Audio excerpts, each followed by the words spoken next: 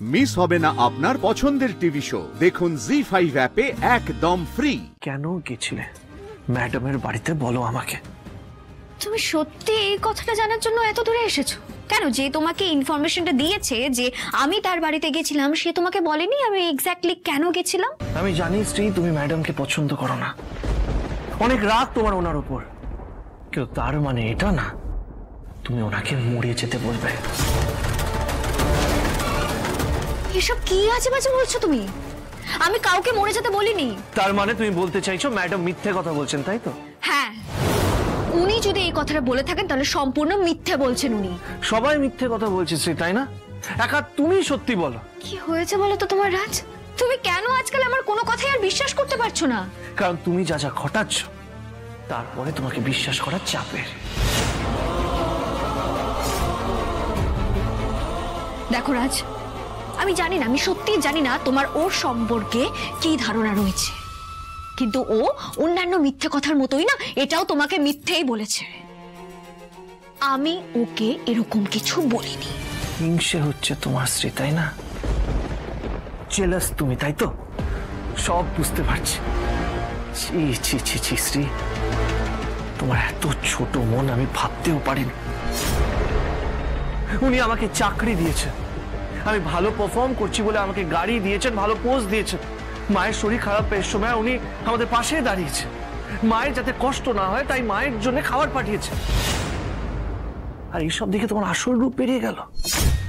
অফিসের বস রাজের জন্য এত কিছু করেছে, ব্যাপারটা তো মোটেই সহজ লাগছে না। হিংসে করতে চাইছো তো করো, মাকে হিংসে করছো, ম্যাডামকে হিংসে করছো, সবাইকে হিংসে করছো তো। তাহলে আরেকটা কথা শুনে রাখো, বেশ করেছেন উনি আমাদের বাড়ি এসেছেন, আবার আসবেন, 100 বার আসবেন, কেউ আটকাবে না ওনাকে, বুঝেছো? 100 বার খাবার পাঠাবেন। না, পাঠাবেন না।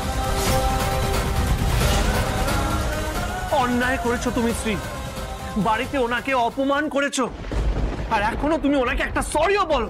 আমি কোনো অন্যায় করিনি রাজ। করেছো শ্রী, অন্যায় তুমি করেছো। আর এবার তুমি স্বীকার করলে কেউ ছোট হয়ে যায় না। তোমার যদি ম্যাডামে কিছু বলার থাকতো না তাহলে তুমি আমাকে বলতে পারতে, ওনার বাড়িতে যেতে না শ্রী। ছি ছি শ্রী, তোমার লজ্জা করা উচিত। লজ্জা আমার নয় রাজ, লজ্জা তো তোমার করা উচিত। বাড়িতে নিজের স্ত্রী থাকা সত্ত্বেও তুমি বাইরের লোককে বলছো মায়ের জন্য খাবার পাঠাতে। তোমার একবারের জন্য মনে হয়নি যে স্ত্রীকে জানানো উচিত? আমার পারমিশন নেওয়ার দরকার পর্যন্ত মনে হয়নি তোমার?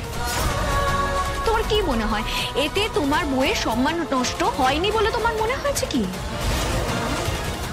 আমি আমার মাকে নিয়ে কি ডিসিশন নেব সেটা কি তোমাকে জানিয়ে নেব? তুমি এতটা বদলে গেছো রাজ। রাজ, তুমি বুঝতে পারছো না ও তোমাকে ট্র্যাপে ফেলছে। ও তোমাকে আমার থেকে কেড়ে নিতে চাইছে রাজ। বাহ, এই তোমার অর্ধেক কাজ ছেড়ে ফেলেছে দেখছি। ওদের মাঝখানে থার্ড পার্সন এসে উপস্থিত হয়েছে, এটাই তো আমি চাইছিলাম রাজ। সতীশ, লোহা গরম আছে, হাতুড়ি মেরে দাও। আমি তো ঠিক এমনটাই চেয়েছিলাম রাজ। এবার আমি তোমার থেকে শ্রীকে চিরদিনের মতো কেড়ে নেব রাজ। জি5 ডাউনলোড করুন আর সব এপিসোড দেখুন একদম ফ্রি।